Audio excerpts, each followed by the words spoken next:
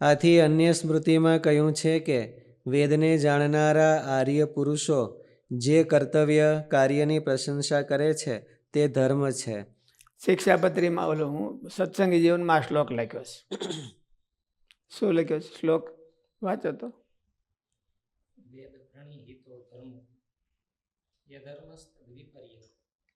એ નહીં, જેનો વખાણ કરે છે ને જેનો શ્રુતિ સ્મૃતિ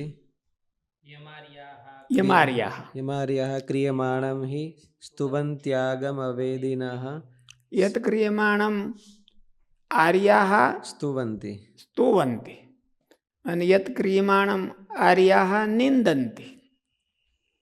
આર્ય એટલે સજ્જન પુરુષો, એ બધાય આપ્ત પુરુષો જે કૃત્યને વખાણતા હોય તો એને ધર્મ જાણવો હોય, એવું મારે સત્સંગી જીવનમાં લખ્યું છે. મારે 14મા દિવસે સભા કરીને એમાં આ શ્લોક આવે છે. આથી અન્ય સ્મૃતિમાં કહ્યું છે કે વેદને જાણનારા આર્ય પુરુષો જે કર્તવ્ય કાર્યની પ્રશંસા કરે છે તે ધર્મ છે અને જેની નિંદા કરે છે તે અધર્મ છે. શ્રીમદ ભાગવતમાં પણ કહ્યું છે કે વેદોએ જે કર્મોનું વિધાન કર્યું છે તે ધર્મ છે અને જેનો નિષેધ કર્યો છે તે અધર્મ છે. મનુસ્મૃતિમાં પણ કહ્યું છે કે શ્રુતિ અને સ્મૃતિએ કહેલા ધર્મનું પાલન કરનારો મનુષ્ય આ લોકમાં કીર્તિને પામે છે અને મૃત્યુ પછી સર્વોત્તમ સુખને પામે છે.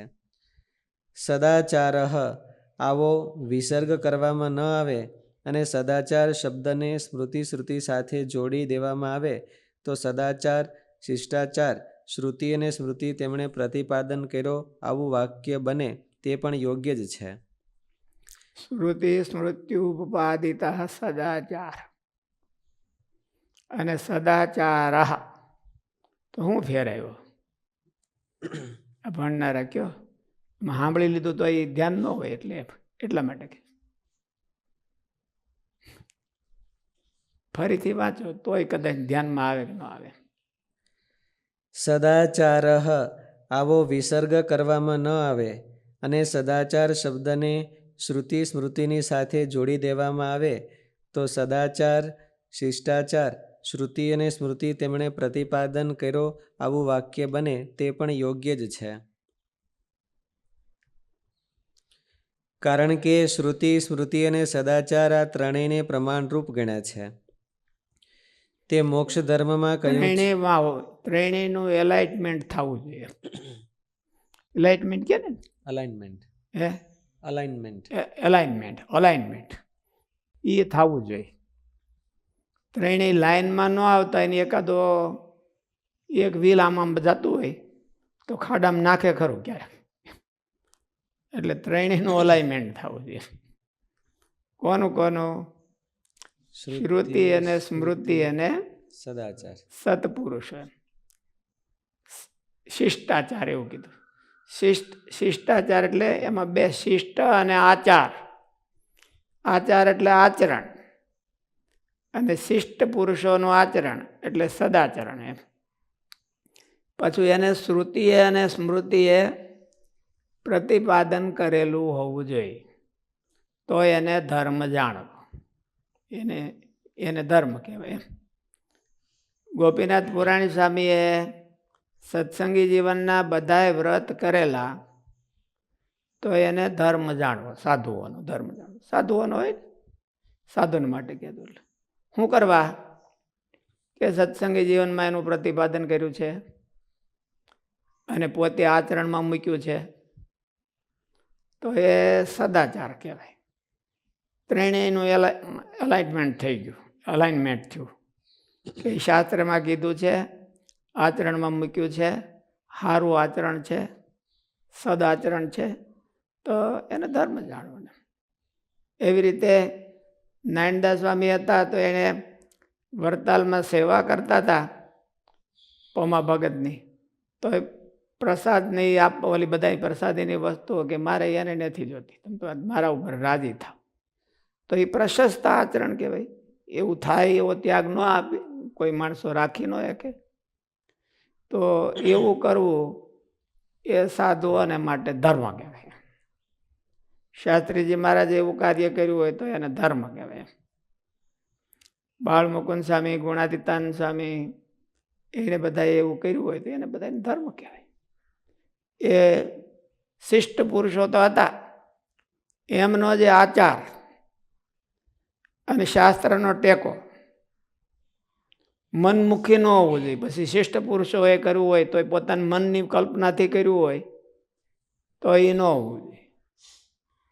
અને શિષ્ટ આચાર હોય પણ એની શાસ્ત્રનો ટેકો ન હોય તો મનમુખી થઈ જાય. અને શાસ્ત્રમાં કીધું હોય અને શિષ્ટ આચાર ન હોય તો શું વાંધો? એમાં તો કઈ વાંધો નથી. તો પછી આને શું કરવાનું જોડ્યો?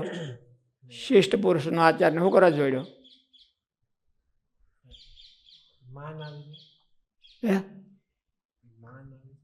તો એ તો માન કે માન ને ઓલું તો એ શિષ્ટ પુરુષો આવી ગયા વચ્ચે. શાસ્ત્ર એ પ્રતિપાદન કરેલો હોય અને શિષ્ટ પુરુષો એ આચરણમાં મૂકેલો હોય એને ધર્મ જાણવું એવું કીધું. શિષ્ટ પુરુષો એ આચરણમાં મૂક્યો ન હોય અને શાસ્ત્ર એ પ્રતિપાદન કર્યું હોય, કીધો હોય, એમ કે વિધાન કર્યું હોય કે આવું કરજો, આવું કરજો, આવું કરજો, તો એટલું જ હોય તો શું વાંધો? ઓલું મૂકવાની શું જરૂર હતી?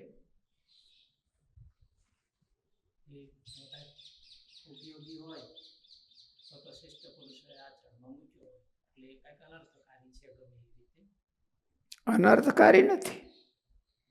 શાસ્ત્રએ કીધું એને અનર્થ ક્યાંથી કારી ક્યાં હોય? અનર્થકારી તો શેરની આગ જેવું હોય એટલું જ હોય. પણ શાસ્ત્રમાં તો જથ્થાબંધ કહી દીધું હોય. એને સમય, દેશ, કાળ એને જાણી અને અટાણે શું કરવા જેવું છે એ નિર્ણય પાછો સત્પુરુષે કર્યો હોય. શાસ્ત્રએ એવું ન કર્યું હોય કે અટાણ તમારે, શાસ્ત્રએ કીધું હોય કે તમારે આલું વ્રત કરવાનું, તો પછી આડે ધડ કરી નાખે તો એવી રીતે ન હોય. સત્પુરુષોએ ક્યારે કરવું, શું કરવું, કેમ કરવું એ બધું પ્રેક્ટિકલ કીધું હોય અને કર્યું હોય. એટલે સત્પુરુષની મોર વિના એકલા એને પણ ધર્મ ન કીધો. બે ગૂંથી લીધું છે. શ્રુતિ સ્મૃત્યુપપાદિત ધર્મો જ્ઞેય સદાચાર. ખરેખર તો આચાર લક્ષણો ધર્મ. ધર્મની અંદર આચરણની કાંઈક મીમાંસા હોવી જોઈએ, આચરણ કાંઈક હોવું જોઈએ અને એ સદાચરણ હોવું જોઈએ, સારું આચરણ. સદાચરણ એટલે સતામ આચાર હતી સદાચાર.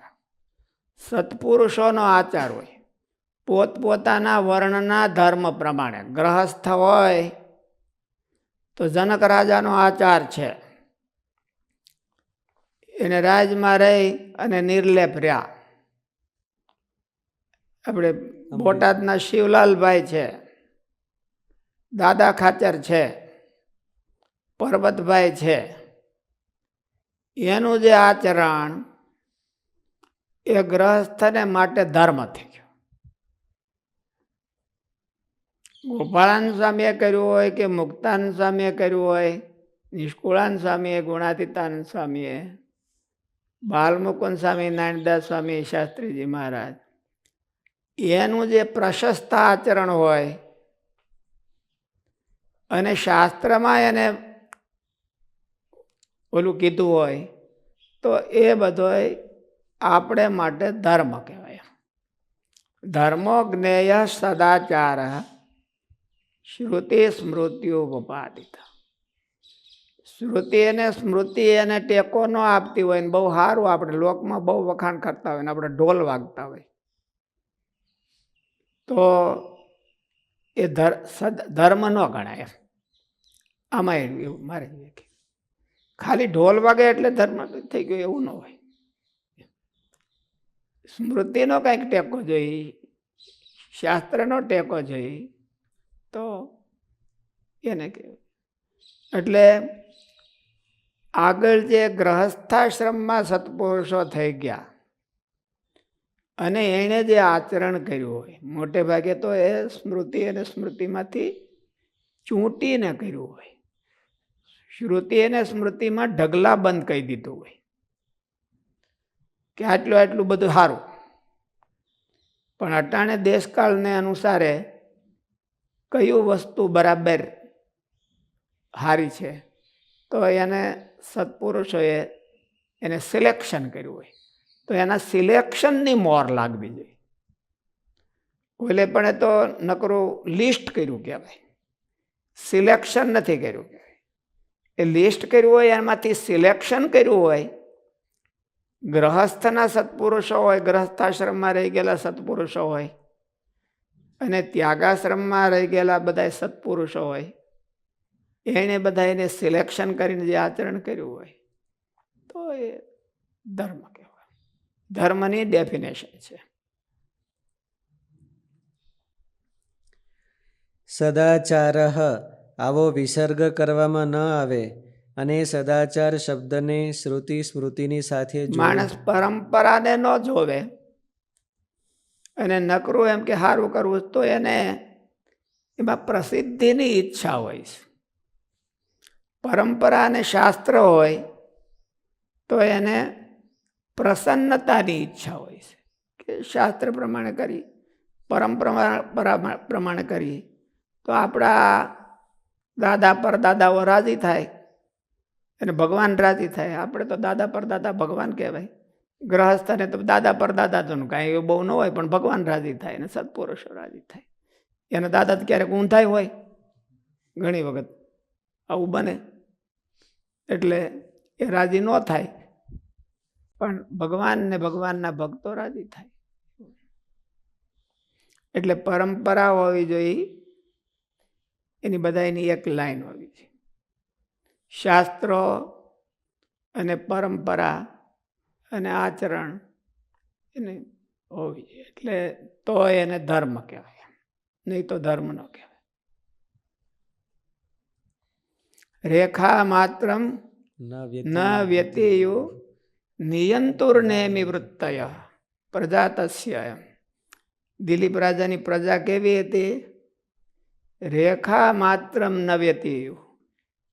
પૂર્વજોએ જે ચીલો પાડ્યો એને એક દોરો પણ છાતરે નહીં. પૂર્વજો હારા હોય, એના પૂર્વજો તો બહુ સારા હતા, આપણે બહુ સારા જ છે. એટલે એ પૂર્વજોએ જે ચીલો પાડેલો એને રેખા માત્રમ ન વ્યતિયુ. એક દોરાવા એનો ફેર, એનો ચીલો જ બરાબર હાલે, એક દોરાવા છાતરે નહીં. એટલે તો એ રામરાજ કહેવાતો.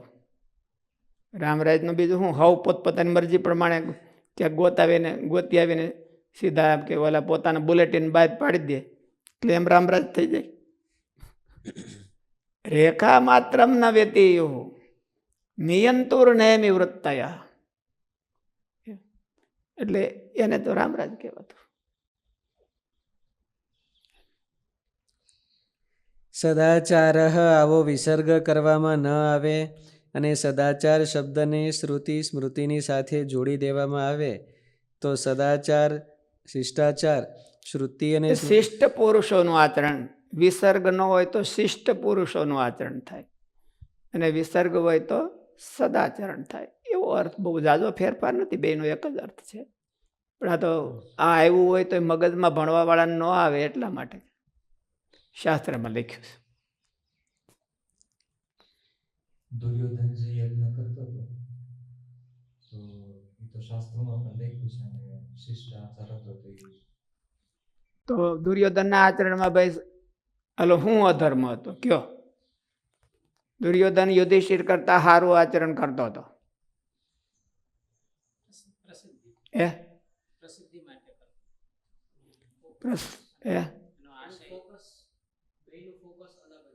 એનું ફોકસ શું હતું દુર્યોધનનું? યુધિષ્ઠિર કરતા હારા દેખાવ. યુધિષ્ઠિરને બોલાવવા માટે કરતો હતો, શાસ્ત્રની પ્રેરણાથી નહોતો કરતો. પ્રજા યુધિષ્ઠિરને ભૂલી જાય અને મને એકને જ યાદ રાખે. એટલા માટે નિર્મત્સરાણામ સતામ એવું કીધું છે. મત્સરવાળા પુરુષો શ્રેષ્ઠ આચરણ કરે કે નિર્મત્સરવાળા પુરુષો શ્રેષ્ઠ આચરણ કરે? કોણ કરે? મત્સરવાળા. મત્સરવાળા એક ઠેકાણે બેસી ન શકે ને, કારણ કે સારી બાજુ કરડે એટલે ઊભો ન રહે ભાઈ.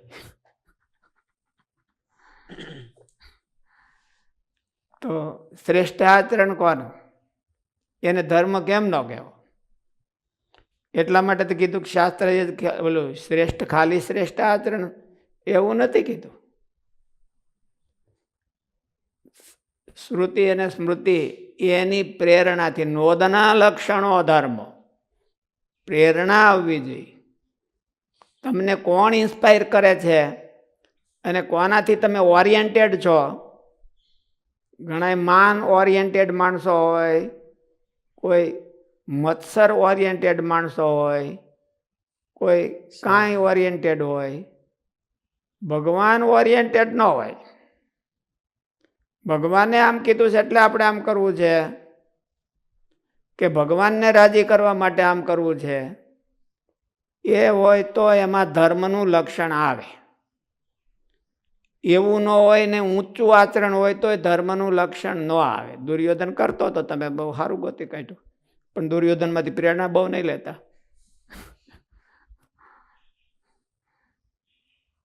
એટલા માટે મહારાજે ના પાડી છે કે એ પ્રેરણા ન લેવી બહુ. કે દુર્યોધન એક ભેજુ હતો અને એક વ્યક્તિ હતો, એવું બહુ ઘૂંટવું નહીં માલિપા. નબળા માણસોનું બહુ હારે ઘૂંટવી નહીં.